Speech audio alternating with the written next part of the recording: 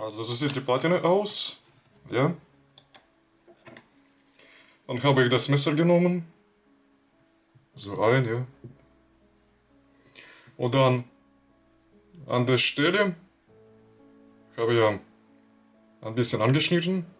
Da, da, da und da. Da habe ich die Platine umgedreht. Und dann habe ich auch hier angeschnitten. Ja. Und dann habe ich ja zum Beispiel, Sie können also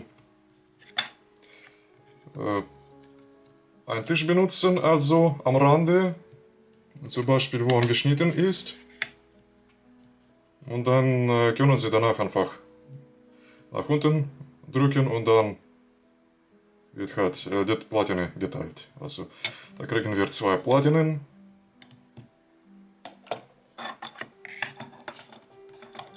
So.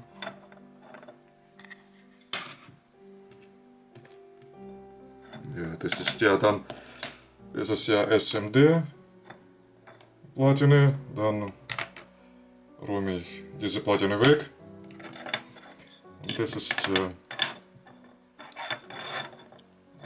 THT Platine. Wir benutzen diese Platine heute. So sieht das aus, ja. Und dann habe ich ja diese solche Abstände verwendet. Also beim Löten benutze ich diese Abstände oder später kann ich diese Abstände auch benutzen. So sieht das aus. Zum Beispiel kann umdrehen und dann hier zum Beispiel vorstellen wir, das ist ein Lötkolben oder ja, so.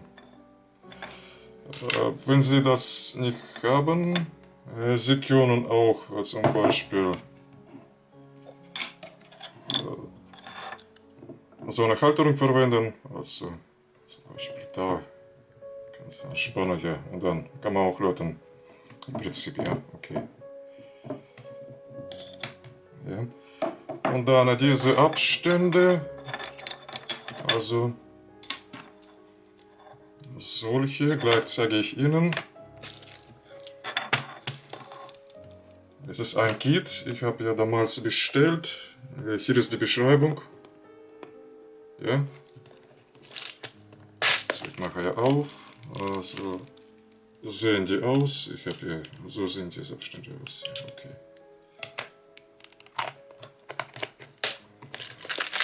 Die Abstände habe ich erzählt. Ja. Und dazu habe ja, bleibt an der Stelle also die scharfe Kanten. Also da, schaut mal, ja. Ich habe ja die Pfeile genommen und dann ein bisschen gefeilt, ja. Und jetzt sieht es so aus, ja, diese Stelle. So, und wenn wir sie von oben anschauen, sieht es so aus. Dass ich keine scharfe Kanten habe, ja, ein bisschen nachfallen, ja. Okay, so sieht die Platine aus. Das ist der obere Ansicht, ja. Okay. Also SMD Platine werde ich aufräumen wieder mal. Also wir benutzen also THT Platine. Ja, okay. Hier ist die Stückliste. Beim Aufladen ist iboom.html. Ja? Das ist RDS unterstrich 0 unterstrich 1. Ja? Dann schaue ich das ein bisschen nach oben. Also dann mache ich es so. Ja? Also ich habe gezeichnet, es ist in der Stückliste, schaut ihr mal, ich habe gezeichnet, das ist für THT zum Beispiel, das ist, wo nicht gezeichnet ist, das ist für SMD, da schaut ihr mal, also SMD, THT, ja. Also diese Platinen sind im Prinzip gleich, oh, das ist THT, das ist SMD. Also diese 2 Platinen haben gleiche Funktion. Ja, okay, so sieht es aus, nochmal. Also, was zuerst. Also C7, C8, C10, C23. Es ist C bedeutet Keramikkondensator, Disk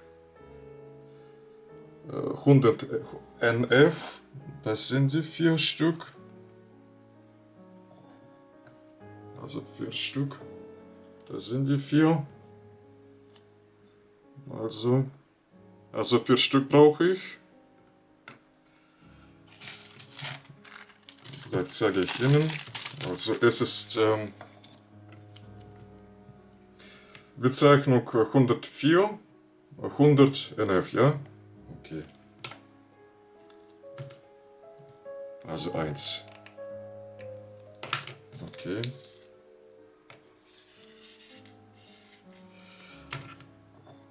Drei. C4.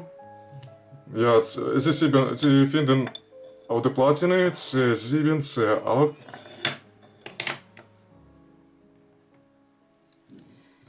Also, beispielsweise C7.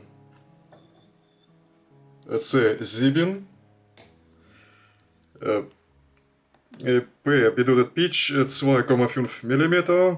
D bedeutet Durchmesser 5 mm. Also C7 ist hier.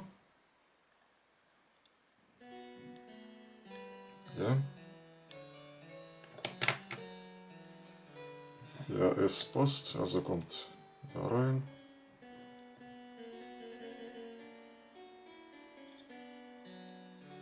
So, ja, okay. So.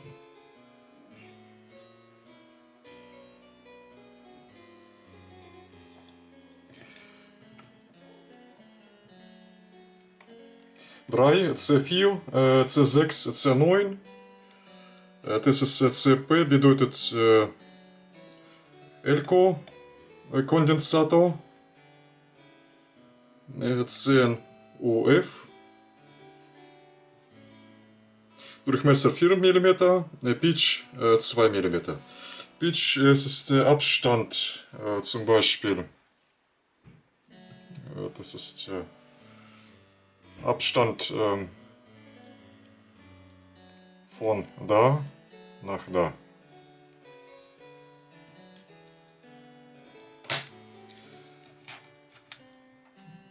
Hier sind die 3. Also Sie wählen am besten 16 Volt, weil hier ist bei uns Versorgungsspannung 6,5 Volt bis 12 Volt. Deswegen unsere Kondensatoren müssen mit der höheren Spannung sein. 12 Volt ist bei uns angegeben, also bis maximal 12 Volt.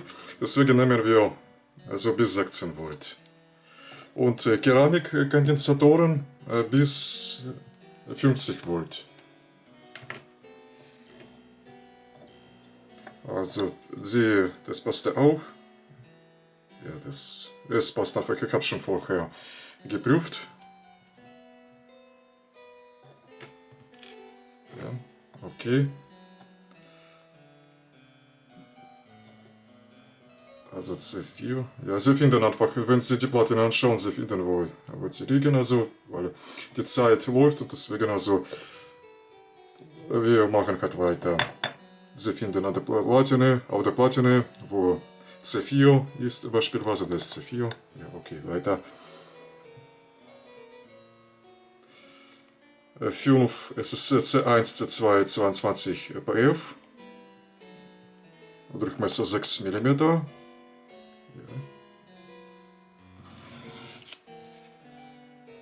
22 PF. Ja.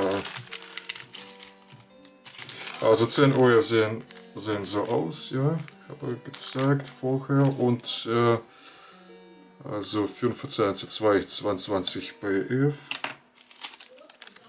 So sehen sie aus. Also 22 bei 11, ja.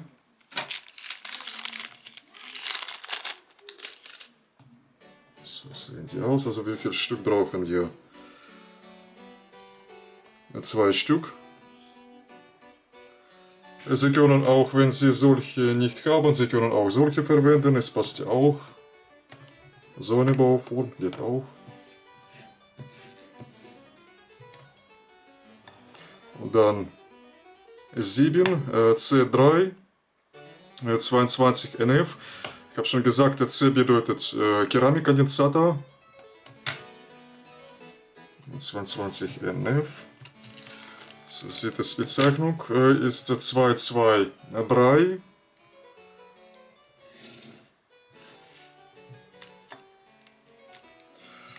22 NF. So sieht er aus, ja. 22 NF.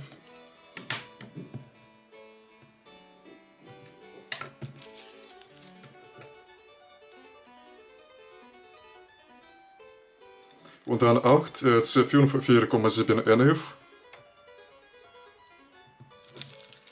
Auch ähnliche Bauform. Also Bezeichnung 472 4,7 NF. So sieht auch aus, ja. So ein, ja. Und weiter 9 ist 100 UF CP, also Elko-Kondensator, 100 NF, also es ist 100 NF, ja, so ein, ja.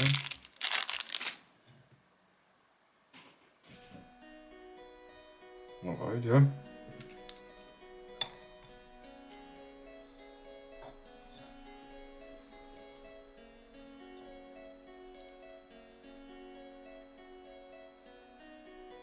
Und 13 ist Widerstände nehmen Sie am besten Metallschichtwiderstände. So eine Farbe ist es. Ja, blau. Ja, sieht ungefähr blau aus. Solche am besten nicht. Solche nicht. Weil bei uns laufen die Frequenzen. Ja, in der Platine. Deswegen, diese Frequenzen können die Störungen verursachen. Und die sind mit Störungen viel am besten. Also solche Widerstände verursachen nicht so viel Störungen. Deswegen nehmen Sie lieber Metallschicht, ich habe gezeichnet, Metallschichtwiderstände R1, ja, und R2, auch da. Das sind die zwei R1 und 2, ja. Das sieht so aus, ja. Metallschicht. Sie können mit rein suchen und finden. Sie können einfach finden, ja.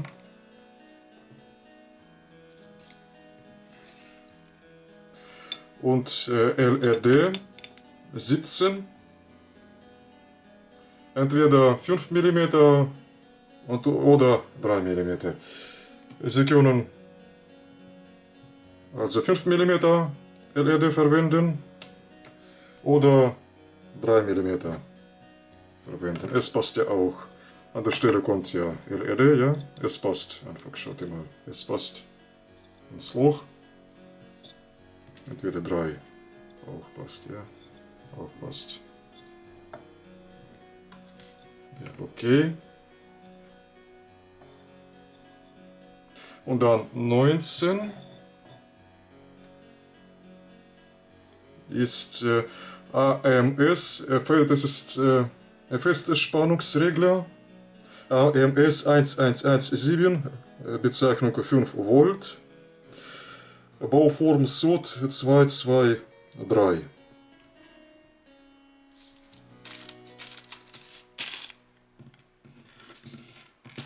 Vielleicht zeige ich Ihnen. Das ist ja AMS 5 Volt 1 Ampere Spannungsregler.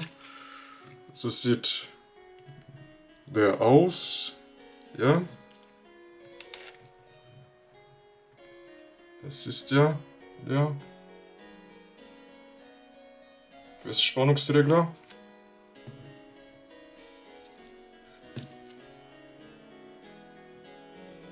LED.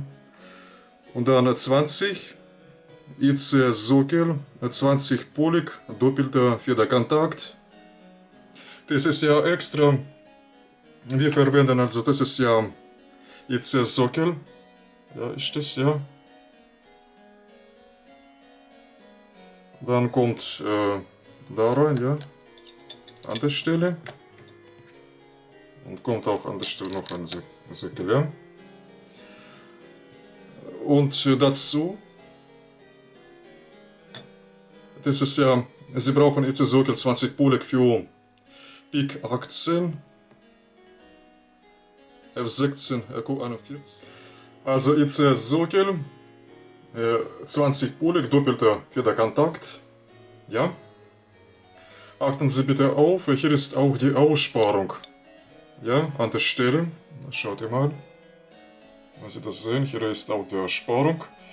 Hier ist Pin 1 und hier ist auch die Aussparung, ja. An dem Sockel. Hier ist auch Pin 1. Sie richtig positionieren, ja. Und da drauf kommt danach PIC 18 F16 Q41. So ist der, ja. Also da drauf. Und muss man einfach in der Mitte positionieren und einfach drauf drücken, ja, von beiden Seiten. Und ja. Und das ist der PIC 18, das ist O1, ja, PIC 18. Und bei O2, das ist DDA 7330B. Das ist ja, sieht gleich aus, zwar die Beschriftung ist anders. Und achten Sie auch, ob das Auf- oder die Aussparung ist. An der Stelle, ja, ist die Aussparung, ja, sehen Sie. Kommt auch da drauf, ja. So, ja. Und wieso benutzen wir IC-Sockel? Ja, da wird auch darauf gedrückt, ja, damit er positioniert. Zum Beispiel, also wieso benutzen wir zwei Sockel? So ein, ja, noch ein. Zum Beispiel, wenn wir direkt, also nehmen wir am besten vom PIC, ja, wenn wir direkt PIC anlöten, also beim Löten, ja, kann sein, dass ja PIC überhitzt wird, ja, entweder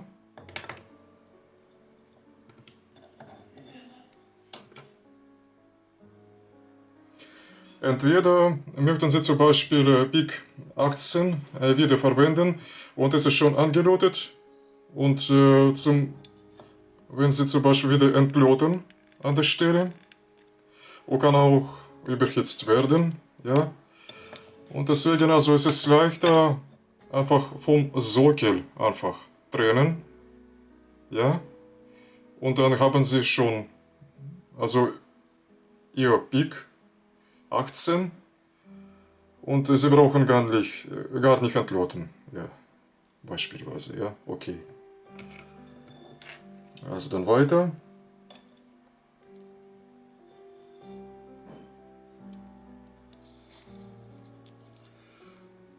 Buchsen leisten 2,45 mm, also 1 mal 0,4 gerade, ja. Es ist für PCF 8574 I2C LCD. So, sehen sie aus, ja. Wenn Sie diese Beschriftung im Internet angeben, Sie können einfach finden, ja. Buchsenleisten 2,454 mm einmal 0,4 gerade und Buchsenleisten 2,54 mm einmal 0,5 gerade. So sehen sie aus, ja. Okay, also da kommt für LCD an der Stelle und hier kommt für Big Kit an der Stelle, ja. So sieht danach aus. Ja. Das ist ja für Big Kit, ja. So, gehen wir weiter. Also Stiftleiste.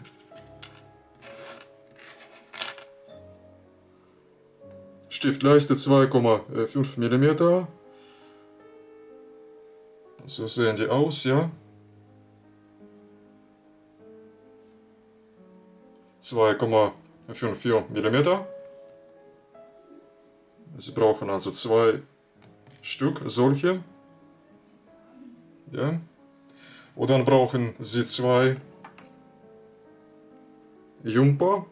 Also so sehen die aus. 2 Jumper. Ja, 2 Stück. Also Sie brauchen 2 Stiftleisten, solche 2. Und dann 2 Jumper, ja, bei 30 und 31. Also Jumper, zum Beispiel wenn Sie hier anlöten, also da kommen die rein, bei 5 Volt. Das ist die Verbindung zu 5 Volt, ja. So sieht das aus. Ja. Und dann drauf kommt, also Jumper, wird einfach drauf gedrückt und angesteckt, ja. Ja, okay.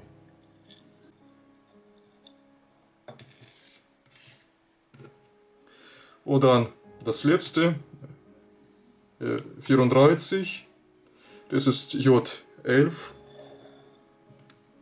Das ist das J11, ja. Ja. Es ist, so sieht das aus. Ja. Es ist